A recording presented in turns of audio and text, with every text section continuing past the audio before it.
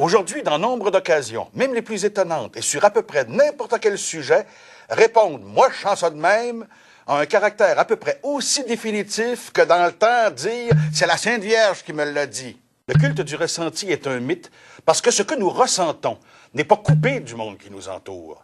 Il en vient et il y retourne. Le mythe, ce n'est pas le fait de croire que ce qu'on ressent, c'est important. C'est le fait de croire que ce que je ressens, c'est moi et que le monde extérieur, lui, n'aura rien à faire dans le portrait. Il y a toutes sortes d'explications possibles pour le phénomène.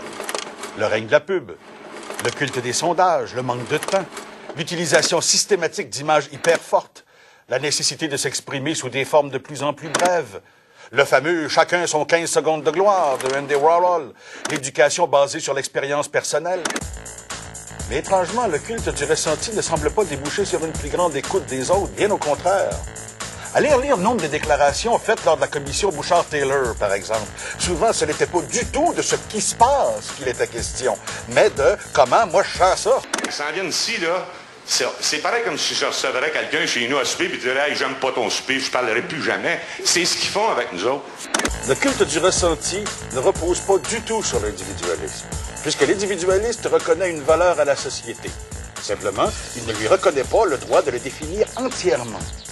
Alors que l'adepte du « moi, je sens ça de même », lui, n'accepte la société que si elle ne le contrarie pas du tout dans ses fantasmes. Il n'accepte les autres individus que s'ils sentent ça pareil comme lui.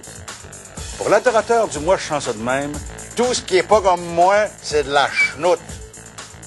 L'adepte du ressenti se présente généralement comme le promoteur d'une valeur positive. Je sens ça. Mais il ne faut habituellement pas longtemps pour réaliser qu'en réalité, il s'agit souvent d'une affirmation essentiellement négative.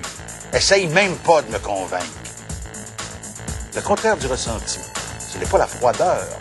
Le contraire du ressenti, c'est le fait de savoir que l'autre aussi ressent quelque chose.